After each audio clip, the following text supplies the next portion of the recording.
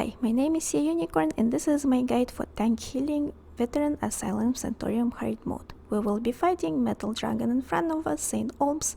On the hard mode difficulty he will be accompanied by Sam Phelps, who has dual wield and jumps a lot, and St. Lotus, who has stuff and complains a lot.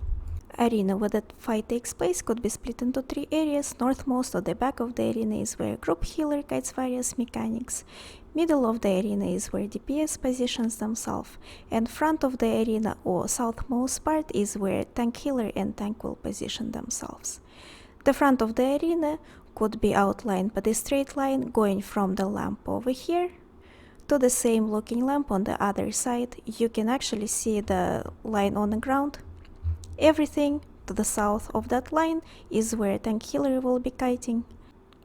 Tank will choose a position in the middle of that imaginative line, right over there, and main boss Olms will be positioned in front of him facing the tank, somewhere over there.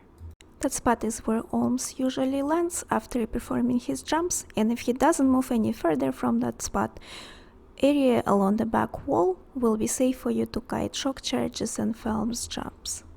If for whatever reason Olms takes a step forward from his usual position, his frontal conal-shaped AoE called Breath could reach the back wall, and in that case, the area alongside back wall will not be safe for you to kite anymore. Do not worry, there are other areas that you could utilize for kiting and stay safe from the breath. Triangular shaped area from the lamppost over here towards the center where the tank positions themselves, towards the lamp over there will be safe because breath will not hit it, and the similar shaped area on the opposite side from the lamppost over here to the tank position to the lamp over there will be also safe. So if you imagine yourself as a dragon, frontal conal AoE will hit all the area between the lamppost on one side and lamppost on the other side, and it will reach all the way to the wall. If Olms positioned appropriately, his frontal conal AoE breath will reach somewhere up to here, so for you it's gonna be safe to kite somewhere over here. Know that the spot behind those lamps in the corner here and on the opposite side is the lowest spot from Phelps jumps. So if you're anticipating Phelps jumps and hiding over there, Phelps will not see you and pick another target to jump at. Most likely it will be main tank. This is it about positioning. Now let's take a quick look at the build. I will not go in details over it because I'm planning to release another video with various builds for various classes and various difficulties. For Templar Tank Healer I am using Symphony of Blades Master Helm, Martial Knowledge on the body, Zen Jewelry with 2 pieces of Swift, Maelstrom Lightning Staff for free light attack damage and Zen Restoration Staff, Lord Mundus all 64 points into Magicka. On Resto bar I have debuffs and utility skills, synergies, huts. On Distraction bar I have all Zen dots put together, and for ultimates it's Horn to boost group damage obviously, and Barrier for additional Magicka recovery and in case we need emergency heals or shield. Now let's look at the recording of real fight. As you can see, I'm below 50% stam and I'm holding block to keep it this way.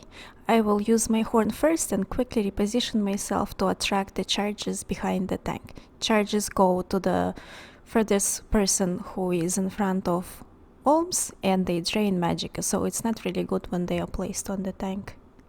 Now it's jump phase. I will apply my huts at the exit and provide some burst heals for DPS, reapply my debuffs to Olms as much as I can, and pre-apply any kind of grand dots or huts before he arrives at his final position. I just got first charge and I'm sprinting out of it. Charge is the shock ground AoE of the larger size.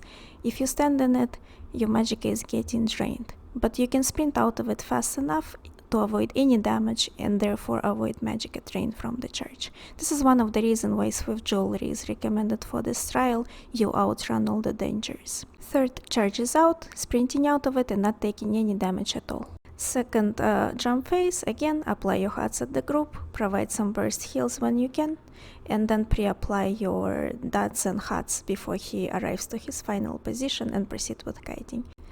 Here, after first charge, Storm of the Heaven will take place and we will kite it either in small circle or along the back wall or combination of both. If you accidentally stood in Storm of the Heavens OE, you can purge yourself by using Ritual. You can see over here Protector shows up. You can debuff that Protector with Power of the Light. Here I make a mistake, I go for the Horn and Films jumps on main tank instead of myself. You should pay attention to where Films wakes up and not do that. That messes up the positioning of tank, and therefore the charges will be placed on the group. As you can see, there is a charge and there is a breath out of position. Here you can see that breath was actually desync and took quite a bit of my health. I was able to heal myself up, but at the same time I started to panic, so I did quite a bit of mistakes during the kite and I died. When tank healer dies is quite bad for the group, but we can see somebody came for a res and they are very experienced players, so they managed to get res out. When you get your res, wait until ground AoEs disappear and then res up, because otherwise you might die as you rest up. Just in time for Films jump, and we proceed with the usual kiting. Receiving double jumps from Films over here, but it's usually not a problem as long as you are prepared. You will stack Films jumps away from the area that you need to kite. In this case, it's the area that we used to hide from Olms jumps and heal exit group. Free up some space so that you don't have problems and you have ample space to move around. Proceeding with the kiting per usual, Storm of the Heavens right after jump, Films jumps at the same time, waiting for charge to happen, this is breath, waiting for the breath to disappear, waiting for charge, right after charge we can go to the center, apply Ritual, use Horn, and go back into position just in time for Films jump. Ritual can be placed in such a way that it will cover some of the DPS actually, if you're close enough. Double jumps again, but not really a problem if you have space to kite. Here Films is light attacking us for a short period of time. He doesn't hit that hard, and if you have Films on you, all you need to do is bring him to the center, stack it on top of Films, so that off tank can regain aggro on him. When you see small circular sphere rolling out, this is Protector, announce it saying entrance front or exit front so the DPS can focus it and debuff it. I wasn't able to debuff because I had Olm stop targeted. Over here we find ourselves in a combination of several mechanics, so we find a tiny little safe spot. It was breath and poison pull from Lotus. Just find a safe spot and stand there until breath is over to go back into position. Preparing to receive jumps again, and Storm of the Heavens at the same time. Just keep kiting in small circle or along the back wall.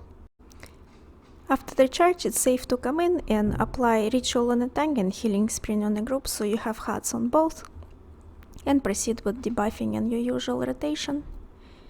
Films is back up, he's gonna be jumping soon, so I'm using Horn and going back into position to receive his jumps. Receiving the jumps and proceeding with the usual rotation. Films is dead now. When he crouches like that, he won't be back in game for quite some time, so you are free to kite without paying attention to where he is. Applying Ritual and a tank, Healing Spring on the group again, kiting. Note that Storm of the Heavens is the mechanic that Olms performs, so while he does that, he cannot apply charges. During Storm of the Heavens, you can approach tank closer and apply Ritual so that he gets purifies. We are approaching execute. Final set of Olms jumps will take place prior to execute. A new mechanic will be added to the game right after. That mechanic is a large ground AoEs that slowly grow from fixed positions. Targets who move in it receive additional damage, and as it goes off, it applies burning status effect to the targets who were in it. So as it grows, you will stand still and block, and once it's finished, you can apply Ritual to yourself and tank so that they receive Purify Synergy and you purge yourself. You really are not reliant as a tank healer on a purge, you can just simply out-heal yourself if you are any other class. In here we have accumulated enough of ultimate to use Horn and waited out all the mechanics that could prevent us from going for the Horn, and now we notice that group is way in the back because there was a Protector way in the back, so we have to actually go further out to apply Horn to more people. And if we do that, then we have to sprint back right after without applying any other skills, because we need to be in a position on time for charges and Phelps jumps, things like that. That concludes the fight, kiting final set of the mechanics, and waiting for Olms to die. In few moments he will be dead and trial will be over, as you can see. Next up, let's go over some things that didn't happen during this fight. One of them would be Lotus Cone. When Lotus Cone is on tank healer and coincides with other mechanics, you announce it, say I'm swinging it, keep kiting and healing yourself to survive. Another thing that could happen to you is when you didn't make enough of space for you during the Olms jumps. In that case, you can just block his jump and still provide healing for the exit group. With the health pool that you have, you will be fine. And final fan favorite mechanic is, oh my god, the bushes. They grow in the back of the arena and prevent you from seeing anything at all. This concludes the guide. I hope it helps you in your Tamriel trial adventures. Like, subscribe, and let me know what other guides would you like to see.